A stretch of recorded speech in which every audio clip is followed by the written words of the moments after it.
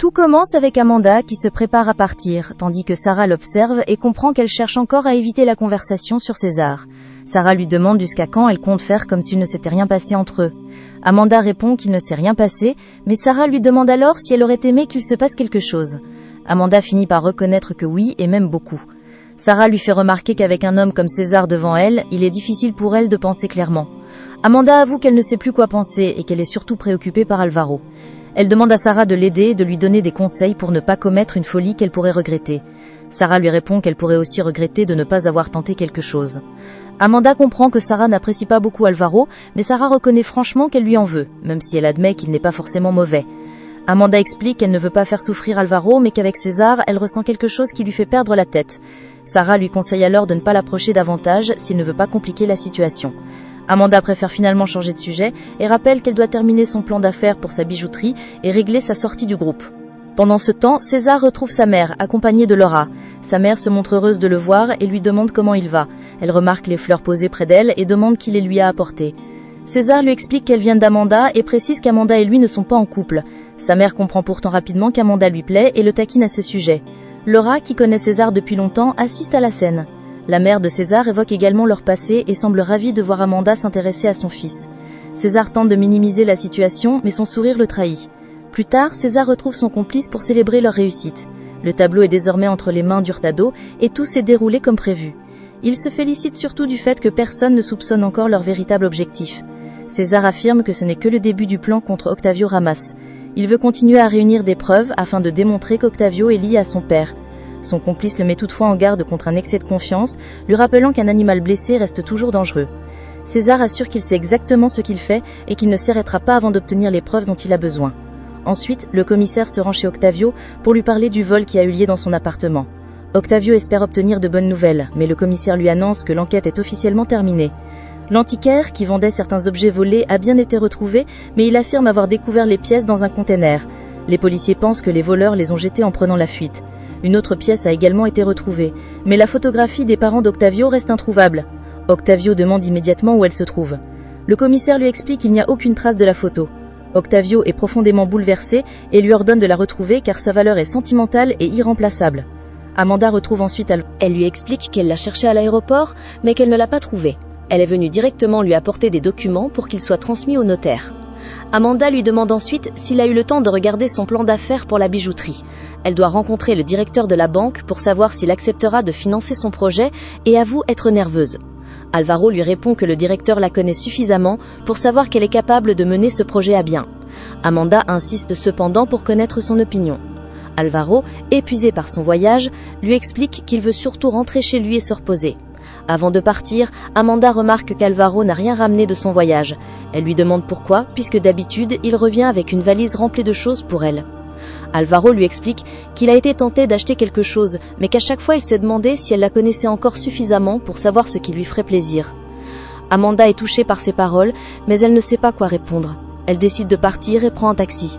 Alvaro lui demande de rester, mais Amanda lui explique que ces derniers jours lui ont permis de prendre de la distance et de voir certaines choses différemment. Elle lui reproche indirectement de ne pas l'avoir appelé.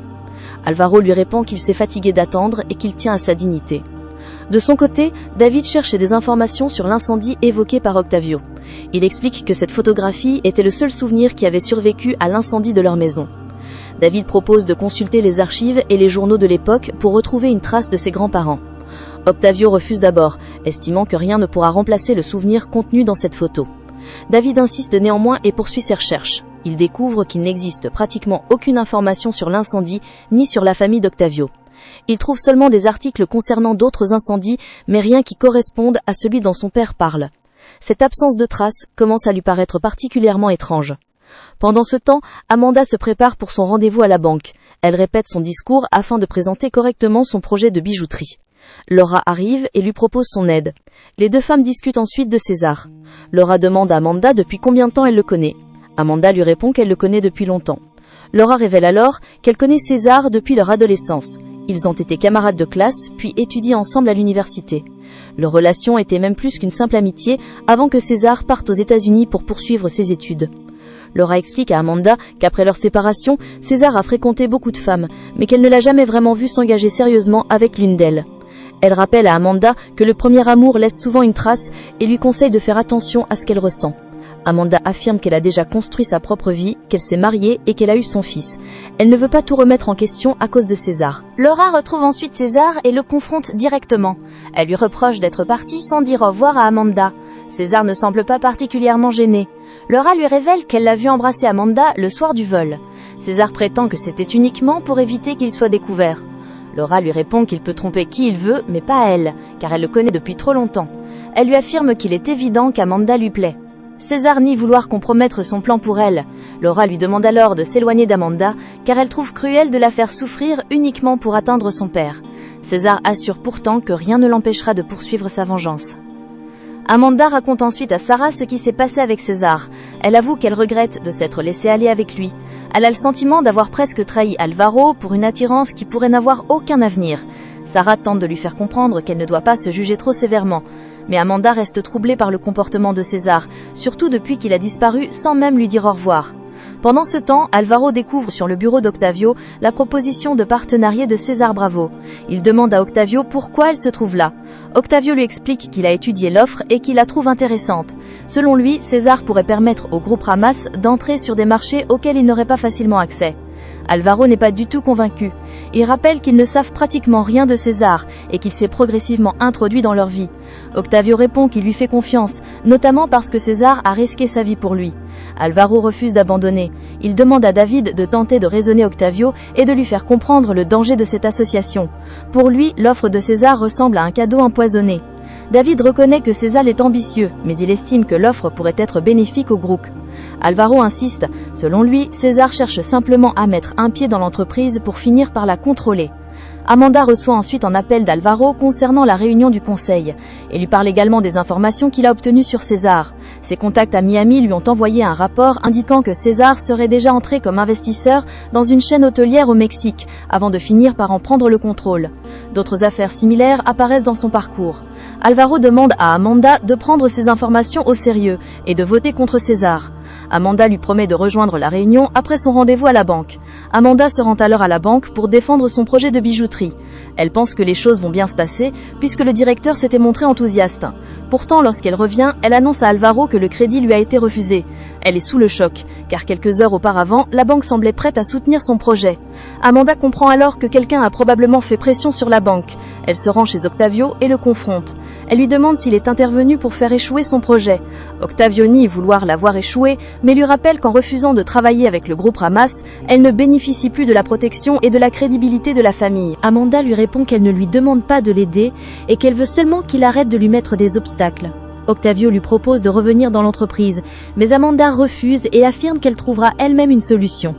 La réunion du conseil commence ensuite pour décider de l'entrée de César Bravo comme associé du groupe Ramas. Le vote se fait à main levée. Octavio vote en faveur de César, tandis qu'Alvaro vote contre. Amanda doit alors donner son vote décisif. César lui avait demandé de le soutenir afin de pouvoir entrer dans l'entreprise et affronter directement Octavio. Mais Amanda refuse finalement de voter pour lui. Elle vote contre son entrée dans le groupe, faisant basculer la décision.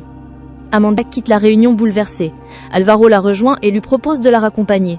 Elle veut rester seule, mais il insiste pour l'accompagner sans lui parler. Amanda finit par lui expliquer qu'elle ne comprend pas comment César a pu se comporter ainsi. Selon elle, il se rapprochait d'elle puis a disparu dès qu'il a obtenu ce qu'il voulait avec son père. Alvaro lui fait comprendre que César avait peut-être toujours eu un objectif caché. Plus tard, Patricia se montre particulièrement dure envers Amanda, qu'elle considère comme une enfant gâtée qui ne supporte pas de voir ses projets échouer. Elle revient immédiatement et lui demande de ne pas parler ainsi de sa sœur devant lui. La tension monte entre eux, tandis que Patricia continue de défendre sa propre vision de la situation.